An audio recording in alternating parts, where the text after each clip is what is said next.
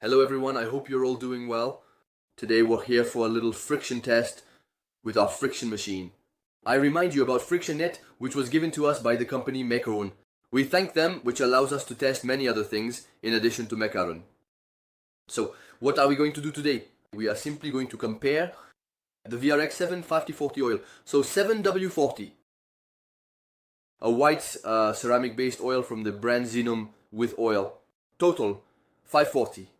A 100% synthetic oil for gasoline vehicles. The goal is simply to see if there is a difference in friction between this one and that one. And this one, well, very honestly, before starting the video, I think yes, for the simple reason that this oil has been validated by the TUV laboratory. So it's not a shady lab where you slip some money under the table and it gets approved. It's something renowned that has been validated with at least 41% less friction. So I deduce that either way. This one is going to be excellent. It's the one I use. I have no partnership, I have nothing, or simply that there will be a significant difference. Once again, I don't know, we're going to test all this in 3 stages. The first stage will be a blocking test. So simply checking at what point with how much load we block on the oil. Then check the wear on a blockage that will be synonymous with seizing. Next, we will conduct a time test, so wear over a given period. So for example, with a 500 gram roller, we will simply set the stopwatch for 2 or 3 minutes. And we will be able to compare the two, the wear on the ball and the third test. This will be the temperature test. Ceramic oil is mainly used in competitions for better temperature resistance. So we will simply heat them up and see which one deteriorates the fastest in glass jars, my friends. To really stop getting silly comments under the videos, we will show as many tests as possible, so I'm revealing a bit of what we are going to do. The friction meter machine is there between each step, so between each step per oil, but also between the oils. We will simply degrease the ball with brake cleaner as well as the surface here, so that the surface is always consistent depending on the ball, the test, etc. We will use 120 grit sandpaper on the cage part between each test and each step. Here. In friction, of course, the ball will either be changed or turned. We will measure the ball before and after. We also have a thermometer here to measure the oil temperature. This means that before each test we will simply raise the oil temperature to around 80. Operating temperature of the oil in an engine. I remind you that the oil can range from 80 to 120, 130, 140, 420, 30. When it passes through the turbo, in terms of immediate temperature, but in terms of constant temperature, it rarely exceeds 100 degrees in an engine. So we will simply conduct the test at around 80 degrees C. I might not be at 80 degrees C for every test, but let's say between 80 degrees C and 85 degrees C, maximum 90 degrees C. That will be our reference base. So there you have it a little bit. So friends, let's get started. We will start with 3 tests on the standard oil, and then we will do these same 3 tests on the ceramic oil. Let's go. Alright, so here we are for the first blocking test with the standard oil. So first of all, we will prepare the surface as we will do for each test. We will measure the ball. Well, I know how much it measures because they are all the same. We reset the caliper to 0.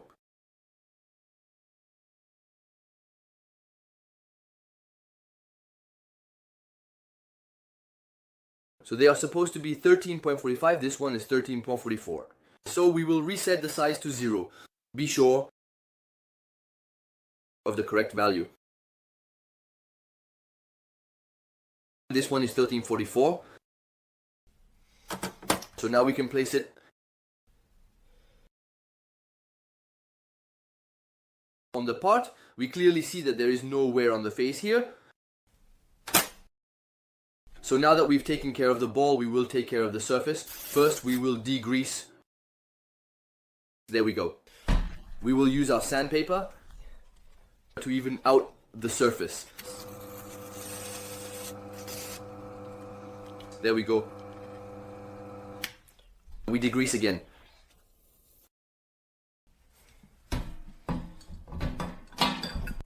Now we will be able to bring in the test oil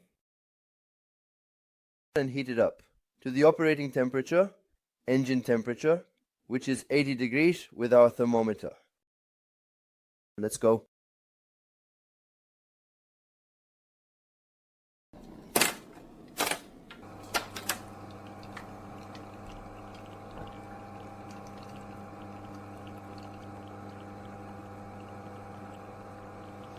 approaching 80 degrees. There we go.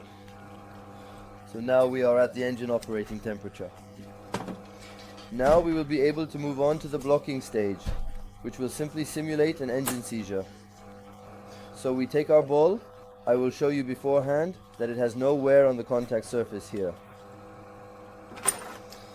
And we will observe at what point we will reach the blockage. 1 roller, 2 rollers, 3 rollers, 4 rollers we block. So here we have a blockage that simulates a seizure at 4 rollers. I think at 3 it would have eventually ceased, but I prefer to continue to maintain the same amplitude for the next test with the white oil. Now we will simply measure the wear of the ball. So here we can clearly see that there is a nice worn surface. Here we will disassemble it and measure it with a caliper. And thus we will have the wear of the ball. So I check that it won't burn me. I reset to 0.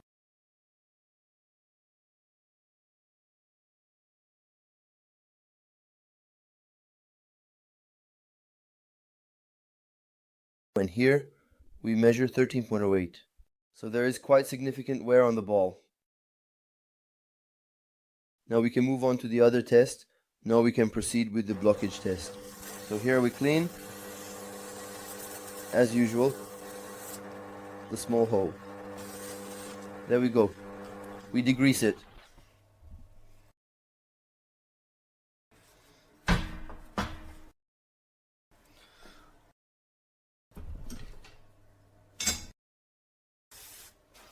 We also degrease our ball.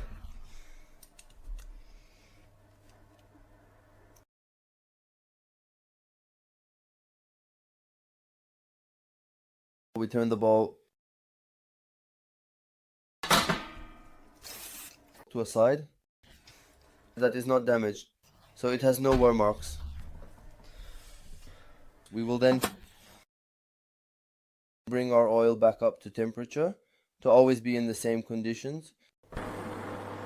So we will always try to set it around 80 degrees approximately. We reach 82, there we go. We are at a temperature of 84, just like earlier. I made a little mistake. We'll get there after.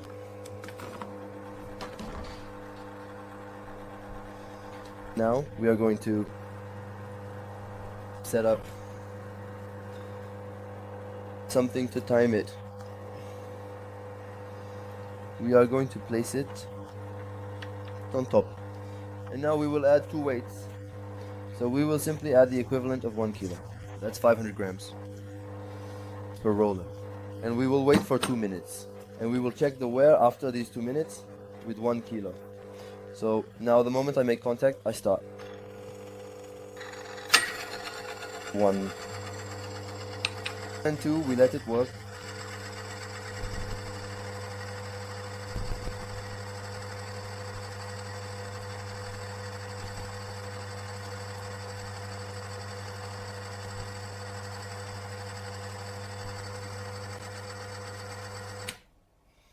There we go.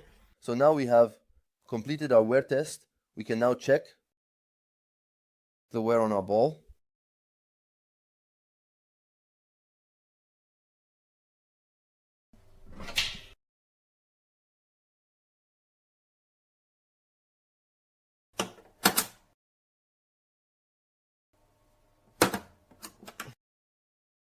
So there we go. We reset to 0.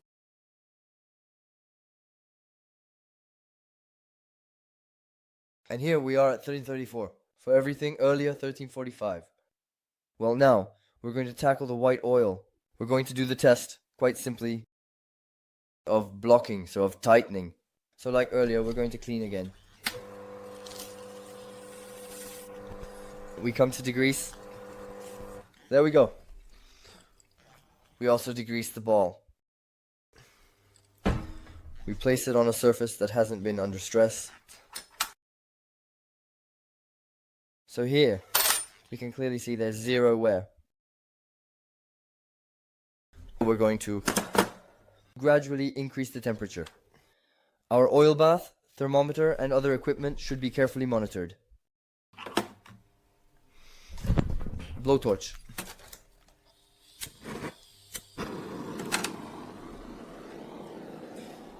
And here we go. There we go. We're reaching 40 degrees, 80 degrees. My mistake. We can stop. We're going to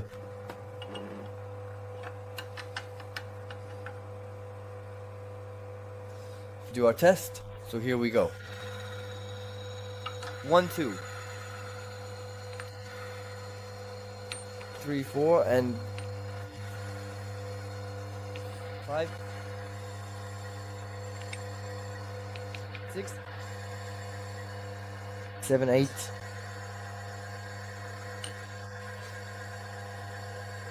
9, 10. I think it's gonna slip. There we go. 10. There we go. So, we've reached good. Clear difference. We managed to place 10 weights of 500 grams each, which is 5 kilodon on the bar. Now we're going to measure the wear on the ball. So it's quite minimal, but we can still see a small wear point here. So we're going to come and measure it by the foot. Caliper.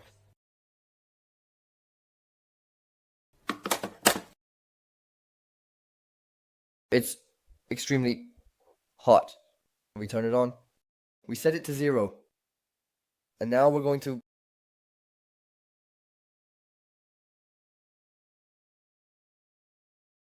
we're right on it. At this precise moment, we have successfully reached the specific time of 13 hours and 35 minutes in the afternoon, marking a significant point in our schedule. Yeah, 13:37 even. There, if I'm right on it, it's not extremely easy. 13:37, we meet again to prepare the machine for the ceramic oil tests. Same procedure as always. We use the emery cloth. Then we degrease.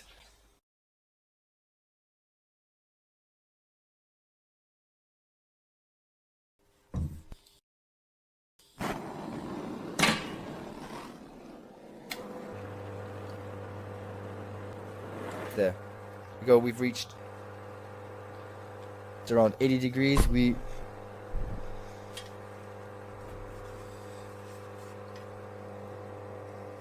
can start the stopwatch. We've turned the ball over. There's no friction surface where we place it.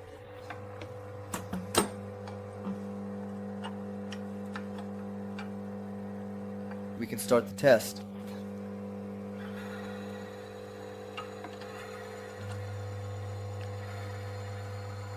So now we're going to let it run for another 2 minutes, and then we'll check the wear.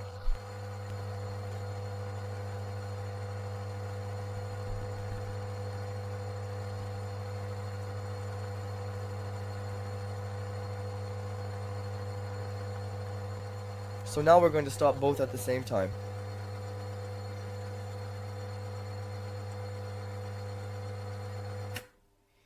There we go. We can now measure the wear we had on the ball. Well, listen, we see 0 wear. I'm trying to locate it with the light. Ah, yes, I have a small spot here. Honestly, in my opinion, I'm watching what it is. It's really extremely minimal. It's hot. That I can see it between my 2 fingers.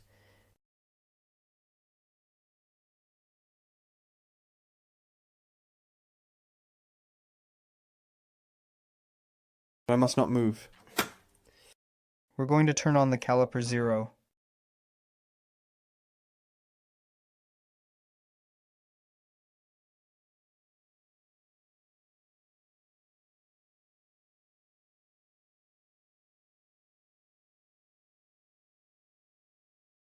And here we are at 1341. Well, now we're back for the last test, the temperature rise test. How are we going to proceed? We will simply put a layer of oil in the containers. One for the white oil, one for the standard oil. Why are we doing this test? For the simple reason that the oil must be resistant to temperature. That is to say, the faster an oil blackens, the more it loses its lubricating properties and the more it creates deposits. What we call sludge when draining an engine is generally caused by the successive heating of the oil and usually the lack of draining. So here we will simply fill with white oil and regular oil. We will heat them to around 200 degrees if possible, repeatedly 2 or 3 times, and we will be able to see which one blackens the fastest and leaves the most deposits. Now some might say, yes, but you have white oil and basic oil, so the white oil is simply synthetic with a lot of ceramic, and the other is purely synthetic oil. So that's why both are supposed to blacken regardless. Be that as it may. And leave more or less deposits depending on the oil's effectiveness. So here we go, we clean, fill the tanks and proceed with the heating test. So first we are going to fill it up. Now it's not enough to put a lot. The less there is in quotes, the more it will heat up quickly.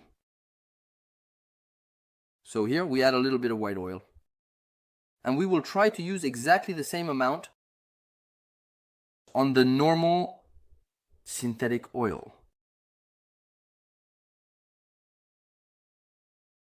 There you go.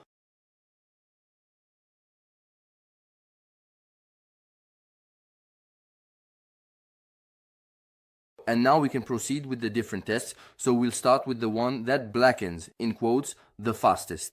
Well, which should be more visible if the quality of the white oil is as promised. Let's go. So now we will heat it with the thermometer. We will come to check.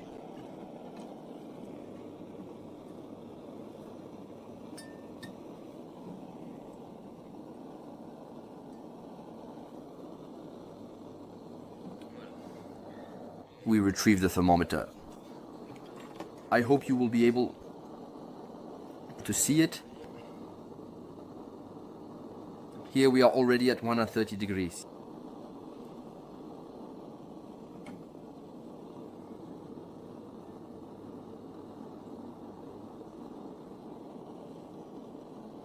We can see that the reaction is occurring in the oil.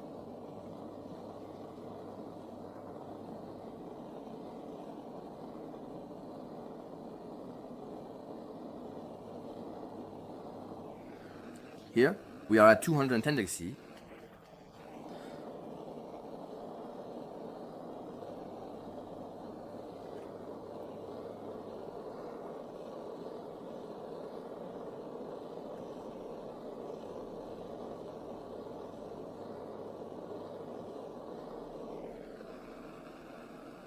(230 degrees). Here we heat it to 250.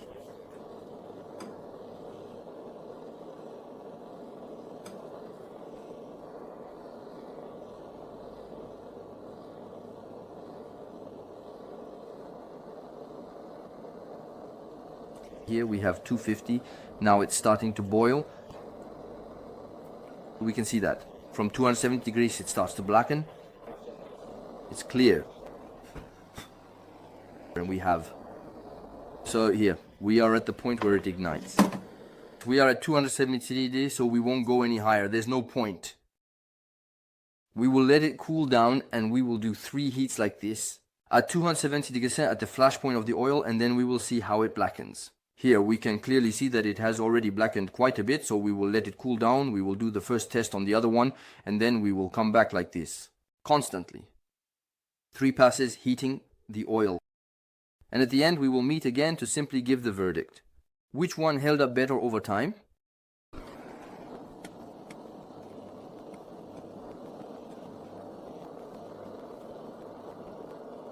So here we are approaching 270 degrees Celsius. We're going to stop to take the test right now. So here we're at 272 degrees C. So here we have heated it for the first time. Both types of oil. So we're gonna let it cool down and we'll do it a second time.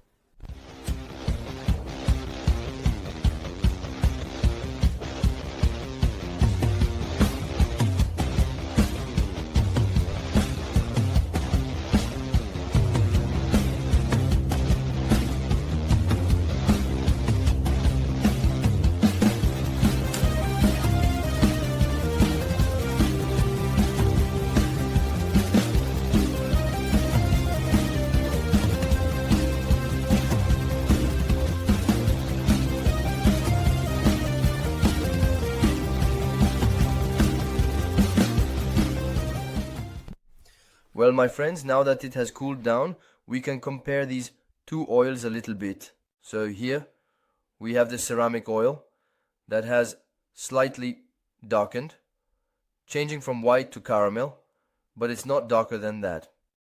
I'm trying to find any residue inside. For now, there doesn't seem to be any residue. It has held up very well. It has slightly darkened indeed, but we don't have any visible residue on the part of the jar. Now, if we take the standard oil, which is black, this one for sure has really darkened significantly. We discover a bit of residue on the walls, especially at the top. I don't know if you can see it well. On this part we really discover some residue. Honestly, it has still held up well. It seems like it has lost a bit of viscosity. Afterwards, well, I don't have the equipment to measure that. Once again, it's not really... You see, this is another level compared to my little test in my garage. Well, we notice a bit of residue around when it heated up, but it still held up quite honestly well. However, it's true that in terms of viscosity, it seems to have changed. Afterwards, once again, more thorough laboratory tests would be needed.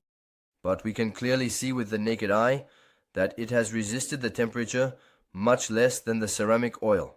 There, if we put it like this, it's clear. You see, in terms of viscosity, we are both dealing with the same types of viscosity. And yet, the ceramic oil is much more fluid than the total oil, which seems to have thickened. It's quite strange. And here, we can see that there is zero deposit, whereas here, we still have a deposit observed on the metal walls. Of the container? Well, my friends, we meet again to conclude this short video on the comparison of a basic oil, still considered high-end in quotes, in the sense that it is synthetic and not semi-synthetic, with another synthetic oil called ceramic oil because it is simply made of ceramic composition. So, what can we take away from this? Well, very clearly, in terms of friction, it somewhat confirms what I thought. It has been tested in a TUV laboratory. So it still costs 25,000 euros, and it's not a DIY laboratory. So indeed, we can clearly see on the friction meter that we have significantly less friction with this type of oil than with this one. With regular wear, given a specific time and weight, this one is clearly the winner. So there is no doubt about it. In terms of friction, it wins. Now, oil is not just about friction, it's also about temperature resistance. And here, for once, it really stands out. It has a clear resistance to temperature, to heating, compared to a so-called basic oil. So very clearly it stands out. So yes, we can truly say that ceramic oil is significantly superior to that type of oil. Once again, we are dealing with a truly specialized oil, rear mid-engine. So engines that will reach high oil temperatures or for really intensive use. I'm especially thinking of people who will be doing tracks or who will really use their vehicle intensively. Then again, is it necessary to put this in my Jeep? I don't think so. We are still talking about a product that is much more expensive than a basic oil. I want to say, fortunately, it's still a better product. Now, I think given the price of the product, you should still adapt it to your use. Then again, you are free to do as you wish. I'm here to conduct tests for you to see if there really is a difference, etc. Putting this in a Clio to go to work won't hurt, quite the opposite. Is it useful? Honestly, I'm not convinced. However, putting this in a supercar, in a car dedicated to the track, or really a heavily modified one, I think that's where it truly becomes valuable. Once again, if I take my personal experience, I would use it with great pleasure. I would be ready to buy it to put in my R8. On the other hand, for my Jeep, I would choose a good oil that you can find in supermarkets with why not? An additive that we all know. So it's really about differentiating the uses a little bit. But yes, very clearly it's oil that is significantly better. The goal is to add the best products that we test. So this one definitely has its place in the store. So yes, I can tell you that by the end of this video, you can find the VRX oil from Xenum directly on the online store, www.mylittlegarage.fr, in the video description, as always. So now we are going to push these tests a bit further in more videos. And I would really like to first see the feasibility and compatibility of this oil with your P18. Now I know we're not dealing with the same technologies, so I'm not sure if it's truly compatible. It would be a shame to lose the effectiveness of the ceramic oil by adding a different additive. So here I will simply investigate. The manufacturers, see what arguments they have and conduct my own tests. Once again, we are independent, which allows us to do a little bit of what we want. And then, I know that Xenom also has a VRX additive, which is ceramic based. So it's concentrated ceramic that can be added to this type of oil. And I think that adding a ceramic additive into ceramic oil, we will simply enhance the ceramic content, which is the main advantage of this type of oil. Here, it's simply the concentration of ceramic, since it's the ceramic that acts as the super lubricant in the oil. So if we add a ceramic-based additive to ceramic oil, I deduce that we will simply enhance the quality of the oil. So my friends, this will be the subject of another test on the friction meter with this type of oil and this type of additive. Friends, I hope you enjoyed this little video. I hope it was comprehensive. This time, no one can blame me for having done anything. At least I hope so. I've tried to be as objective as possible, to do things as seriously as possible with maximum evidence to be, once again, as effective as possible in testing and in the search for good products. So, there you have it, friends. That's all I have to say. You can find this product in the store because at the time I'm doing this test, I've approved it. And this video, it will be released when we have the stock. So thank you all for watching this video. Thank you all for your support. Thank you all for your trust. And as for me, friends, I'll see you very soon for some mechanics in the air. 8 on the restoration of the F5 or on more product tests. Friends, I wish you a good day and I'll see you very soon. Bye.